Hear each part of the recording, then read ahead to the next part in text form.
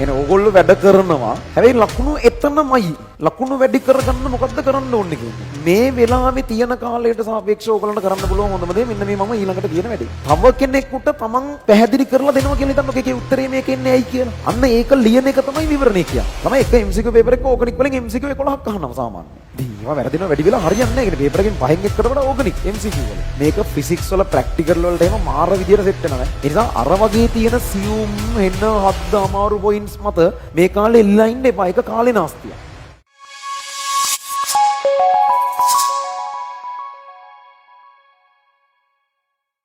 මේ ලකුණු වැඩි වෙන්නේ නැතුව එක තැන තියෙන්නේ මොකද කරන්න කියන ප්‍රශ්නේ. එන ඕගොල්ලෝ වැඩ කරනවා. හැබැයි ලකුණු එතනමයි. එන 50 ගණන් වල නම් 50ම තමයි. ආ එල්ලෙන්නේවත් නැහැ ලකුණු. 40 ගණන් වල නම් එම්මම තමයි. අර එක තැනකින් එහාට වැඩි වෙන්නේ නැතිව හිර වෙලා නිකන් සිවිලිමක් ගහලා වගේ තියෙන එකට ලකුණු වැඩි කරගන්න මොකද්ද කරන්න ඕනේ කියන එක. මෙහෙමයි හරිද?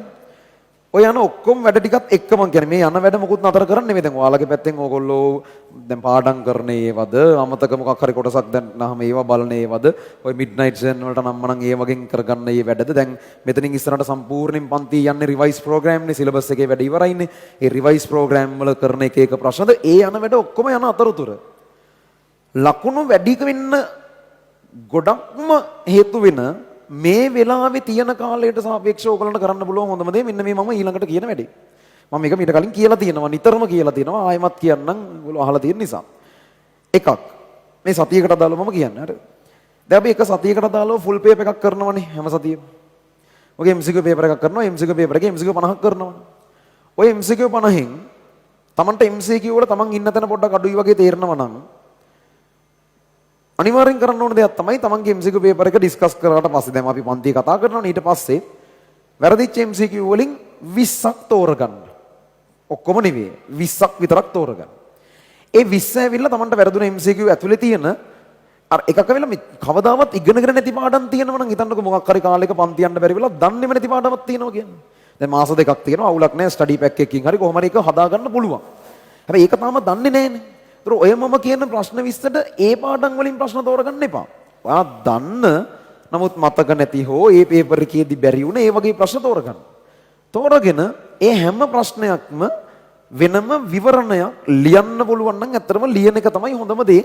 නිකන් හිතන එකට වඩා විවරණයක් ලියනවා කියලා කියන්නේ ඒ ප්‍රශ්නෙට අදාළ දැන් මම ඩිස්කස් කරලා අපිත් විවරණයක් පන්තියනුත් දෙනවා. එහෙමනේ තියෙන්නේ. ඒවත් ඔක්කොම බලලා නෝට් බලලා ටියුට් බලලා ඔක්කොම පාවිච්චි කරන්න මේ වැඩේට. හරි? ඒවා බලලා ඒ අදාළ ප්‍රශ්නේ තව කෙනෙකුට තමන් පැහැදිලි කරලා දෙනවා කියලා හිතන්න ඔකේ උත්තරේ මේකෙන්නේ ඇයි කියලා. අන්න ඒක ලියන එක තමයි විවරණය කියන්නේ. ඒක කතා කරන භාෂාවෙන් හරි ලිඛිත භාෂාවෙන් හරි ඕන විදිහකට ලියා ගන්න. ඒක ප්‍රශ්නයක් නෑ. කොහොම හරි ඒ අදාළ MCQ එකේ උත්තරේ මේක වෙන්නේ ඇයි කියලා ඔයාගේ යාළුවෙකුට විස්තර කරනවා කියලා හිතන්න. අන්න ඒක තමයි විවරණයක් ලියනවා කියලා කරන්න ඕන. ඔය වැඩේට පැය දෙකක් තියන්න සතියේ. මුළු සතියේටම MCQ පේපර් එක විවරණය කරන්න පැය දෙකක් ගන්න. ඒ කියන්නේ ප්‍රශ්න 20යි පැය 2යි. ඒතර විනාඩි 120ක් තියෙනවා ප්‍රශ්න 20කට. මේක සැලකිය යුතු වෙලාවක් ඒක. ඒ කියන්නේ හොඳ ටයිම් එකක් අරගෙන අපිට විවරණය කරන්න පුළුවන්. ඊටු ප්‍රශ්න 30 ඒක කමක් නැහැ. ඒක පේපර් ඩිස්කෂන් එකේදී ඇහෙන දේවල් අනම්මනම් ටිකයි. තව ඉතින් ඕගොල්ලෝ නිකන් කොහොමත් පේපර් එක උඩින් බලාගෙන යද්දී එහෙම හම්බෙනේමයි. සහ උතන හරි ගියපුවා යම් ප්‍රමාණිකුත් තියෙනවනේ. ඔය අනිත් 30 අපි තෝරගත්තේ නැති 30 ඇතුලේ හරි ගියපු ප්‍රශ්නත් 10ක් විතර ඇතිනේ. ඒතර ඒ දේවලුයි ඔක්කොමත් එක බැලන්ස් වුණාම මේ ඒක ඒ ටික කමක් නැහැ. මේ වෙලාවේ ඔර ඔක්කොම ගොඩ බදාගෙන කරන්න ගියොත් මොකුත් නැති වෙන එකයි වෙන්නේ. ඒක කරන්න ඕන එකක්. ඔහොම කරද්දී MCQ පැත්තට තාම මම කතා කරන්නේ. ඕගොල්ලන්ට තේරුණොත් ඔයාලා MCQ වල විශේෂයෙන් දුර්වල තැන්. ඒ තැන් වෙනම අරගෙන පාස් පේපර්ස් වල ඒවා විතරක් කරන්න. ඒවා විතරක්. දැන් හිතන්නකෝ ඔයාලට හිතනවා ඕගනික් MCQ වරදිනවා වැඩි වගේ කියලා හිතන්න. ළමයි එක MCQ පේපර් එක ඕගනික් වලින් MCQ 11ක් අහනවා සාමාන්‍යයෙන්. ඉතින් ඒවා වැරදිනවා වැඩි වෙලා හරියන්නේ නැහැ. ඒ කියන්නේ පේපර් එකෙන් පහෙන් එකකට වඩා ඕගනික් MCQ වල. ඒතර ඕගොල්ලන්ට පුළුවන් පාස් පේපර්ස් අවුරුදු 5 10ක් අරගෙන ඕගනික් MCQ විතරක් හැම එකේම කරගෙන යනවා. පේපර් එකෙන් පේපර් එකට අර පේසුරු පොත් වලින් වගේ නෙවෙයි. වර්ගීකරණය කරපු ඕගනික් කරන්න නෙවෙයි කියන්නේ. පාස් පේපර් එක ගත්තා පොතේ ඕගනික් ප්‍රශ්න හොය කරනවා. එහෙම කරන්න. හරි? දැන් අපිත් එහෙම එකක් කරනවා. ඔය වගේ MCQ වලට අපි 4ක් කරනවා. එකක් ඕගනික් MCQ ප්‍රැක්ටිස් කරන එක දවසක් මම සෙෂන් එකක් ඉස්සර අන්තිම මාසේ වෙන් කරලා තියෙනවා. සමතුලිතතාවයෙන් තමයි දෙවෙනියට වැඩිම MCQ ගන්න MCQ 8ක්. ඒ කියන්නේ එතන තියෙනවා MCQ 20ක් MCQ පේපර් එකේ 50න් 20ක් විතර තියෙනවා ඔය කියන කොටස් දෙක ඇතුළේ. ඒතර සමතුලිතතාවට දාලා MCQ ටික පුරුදු කරන්න වෙනම දවසක් ගන්න. ඊට පස්සේ ඉනෝගනික් ගණන් වලින් එන MCQ පුරුදු කරන්න වෙනම එකක් ගන්න. මොකද ගොඩක් ළමයි ඉන්නවා ඉනෝගනික් තියරි පුළුවන් ගණන් මදි තාම. ඉනෝගනික් ගණන් වලින් එනවනේ MCQ යම් ප්‍රමාණයක් ගණනය කිරීම පාඩමයි ඉනෝගනික් ගණනුයි කලවම් වෙලා. ඒකෙන් එන MCQ කරන්න අපි තව දවසක් ගන්නවා. ඒ අරුණම ඒ ටික හැර ඉතුරු කොටස් වල MCQ පොදු රටාව කියලා වෙනම තියෙනවා. MCQ පේපර් එකේ හැම අවුරුද්දෙම අහන MCQ ටිකක් තියෙනවා. සාමාන්‍යයෙන් MCQ ඒ කියන්නේ 15ක් විතර තියෙනවා හැමදම ඒ විදිහටම වගේ අහන ඒවා ටිකක්. ඊට පස්සේ තව 15ක් විතර තියෙනවා අර ඒ විදිහටම නෙවෙයි. නමුත් අර එකම සර්කල් එකකින් අහන්නේ. අර MCQ පොදු පැටර්න් එකක් තියෙනවා. ඒ පොදු රටාව අරගෙන හැමදාම අහන MCQ නම් මනම් අරගෙන ඒකට වෙනම එක MCQ day එකක් කියලා සෙමිනාර් එකක් කරනවා අපි MCQ පොදු රටාව කතා කරන සෙමිනාර් එකක් විදිහට. ඒතර ඒකත් වෙනවා දේවල් 4යි සහ කර්මාන්ත රසායනය නම් මනම් කරනකොට අර ඒකේ රිවයිස් day එකකුත් කරනවා. ඉතින් එතනදිත් අපි කර්මාන්ත රසායනයේ MCQ පොඩි ඩිස්කස් කිරීමකුත් කරනවා. ඒක පාඩමටම පොදුවේ කරන්න MCQ විතරක් ටාගට් කරලා නෙමෙයි MCQ වලට එහෙම එකක් කරනවා. සහ ඒ අරුණම තව question based training කියලා වැඩක් යටතේ MCQ 31 සිට 40 දක්වා විශේෂයෙන් පුහුණු කරවීම කියලා එකකුයි 41 සිට 50 දක්වා විශේෂයෙන් පුහුණු කරවීම කියලා තව සෙෂන් එකකුයි සෙෂන් දෙකකුත් එනවා. මොකද ඔය MCQ 20 ඇතුලේ තමයි ළමයින්ට ගොඩක්ම වර්ධින්නේ. ඉතින් ඔය ටික අපේ පැත්තෙන් වෙනවා. ඔය හැරනම් තව ඉතින් එහෙම ලොකුට ඉතුරු නැහැ. ඉතින් ලොකු දෙයක් වෙනම කරන්න කියලා. කොහොම හරි අර දැන් ඒ ටික මම කිව්වම ඕගොල්ලන්ට පුළුවන් නේ ඔයාලගේ පැත්තෙන් ප්ලෑන් එක හදාගන්න. ඕගනික් ටික දෙපාරක් කරනකොට කමක් නැහැ. මම කරන්නේ මගේ විදියකට ඔයාට තනියෙන් ඔයාගේ පැත්තෙන් කරත හැකියි. ඒ වගේ දැන් ඉනෝගනික් වල තියරි MCQ වලට කියලා වෙන එකක් මම කරන්නේ නැහැ. අන්න ඒකක් වගේ ඕගොල්ලන්ට කරත හැකියි. සහ නැත්තම් මම ඔය කරනවා කියපු ඕන එකක් ඔයාලටත් එකපාරක් කළා මගෙනුත් තව පාරක් එහෙම දෙපාරක් වෙන එකේ කිසි ප්‍රශ්නයක් නැහැ. ඒ වගේ MCQ වලට ඔය වගේ වැඩ ටිකක් අපේ පැත්තෙන් වෙනවා. ඊට සමරූපී දේවල් ටිකක් ඕගොල්ලන්ටත් හදාගෙන වර්ග වශයෙන් මේක කරන්න පුළුවන්. එසේ වලට කරන්න තියෙන එකම දේ මෙන්න මේක විතරයි. මම ඊළඟට කියන එක විතරයි.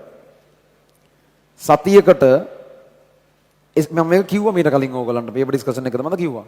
සතියකට ඕගොල්ලෝ එසේ ප්‍රශ්නයක් තෝරගන්න. එනවා ඔයාලගේ අන්තිම සතියේ ලියපු පේපර් එකේ ලකුණු දිහා බලලා පොඩ්ඩක්වත්ම ලකුණු නැති ප්‍රශ්නත් නෙවෙයි. හොඳටම ලකුණු තියෙන ප්‍රශ්නත් නෙවෙයි. මැද මට්ටමේ ප්‍රශ්නයක්.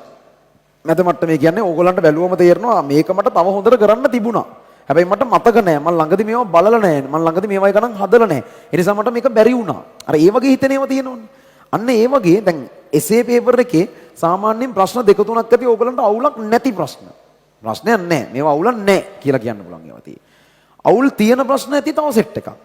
අපි හිතමු අවුල් තියෙන ප්‍රශ්න 8ක් තියෙනවා කියලා කියන්නේ මුළු එසේ පේපර් එකටම ප්‍රශ්න 10යි එන්නේ. දෙකක් විතරයි ඒවට පුළුවන් අවුලක් නැහැ කියන මට්ටමට 60 70ක්වත් ගන්න ලියන්න පුළුවන් දෙකකට 100න් මං කියන්නේ. ඉතුරු 8ම අවුල්. ඔයාලා කරන්න ඕනේ ඒ අවුල් 8 අරගෙන ඔයාට හදන්න ලේසිම එකේ ඉඳන්. අපි හිතමු දැන් ඉනෝගනික් අවුල් හැබැයි ඉනෝගනික් පාඩම් කරලා මේ ප්‍රශ්නේ පුරුදු කරගත්ත එකකින් ටක් ගාලා නයිට් සෙමිනාර් එක බැලුවා තමන්ගේ ටියුට් ටික චුට්ටක් බැලුවා පාස් පේපර් සෙට් එකක් කරගෙන ගියා.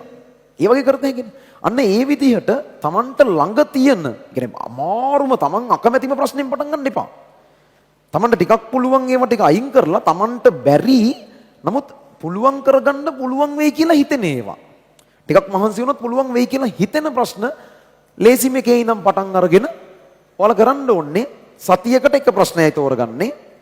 ඒ ප්‍රශ්نين අන්තිම අවුරුදු 10ක බැරි නම් අඩුම 7කවත් අන්තිම අවුරුදු 7කවත් ඒ අදාළ එසේ එකේ ප්‍රශ්න ටික කරගෙන යන්න පාස් පේපර්ස් වල සහ ෆයිනල් පේපර්ස් 8ක් මේ විදි දීලා තියෙනවා. ඒ 8ෙත් ඒ අදාළ ප්‍රශ්න අංකේ ප්‍රශ්න ටික කරගෙන යන්න. ඒතර ඔක්කොම ප්‍රශ්න 15ක් හැදෙනවා. පාස් පේපර්ස් 7යි ෆයිනල් පේපර් 8යි. ඒ විදිහට දැන් හිතමුකෝ උදාහරණයක ස්ට්‍රක්චර්ඩ් එසේ දෙවෙනි ප්‍රශ්නේ ගත්තා. මේ සතියේ යම් වෙලාවක් දාගත්තා. ওই ප්‍රශ්න 15 විතර කරගෙන ගියා. ප්‍රශ්න 15 කරද්දි පළවෙනි පහ ඒත් බෑ ඕගොල්ලන්ට. ඔයාලා හිතනවා මොකක් පුළුවන් වෙන්නේ මාකින් එක බලලා ඉතින් ලියනවා උත්තරේ. මොකක් පුළුවන් වෙලා නැහැ. දෙවෙනි එකත් එහෙමයි. බලලා ලියනවා. 3 4 5 යද්දි තමයි ටික වැඩේට සෙට් වෙන්න පටන් ගන්න. ඒතර පළවෙනි ප්‍රශ්න පහ මාකින් එක බලන් තමයි ගොඩක් වෙලාවට ලියන්න වෙන්නේ කමන්නේ. දෙවෙනි ප්‍රශ්න පහ ඊට වඩා ටිකක් විතර ඔයාට තනියෙන් ලියන්න පුළුවන් කියලා තේරෙයි කරගෙන යද්දි. ඔය අතරින් පතර හින අමාරු අවුරුද්දක ප්‍රශ්නයක් තෙටලා කෙලවෙලා යන්න පුළුවන් ඉදිරියටලා ඒව ගණන් ගන්න එපා.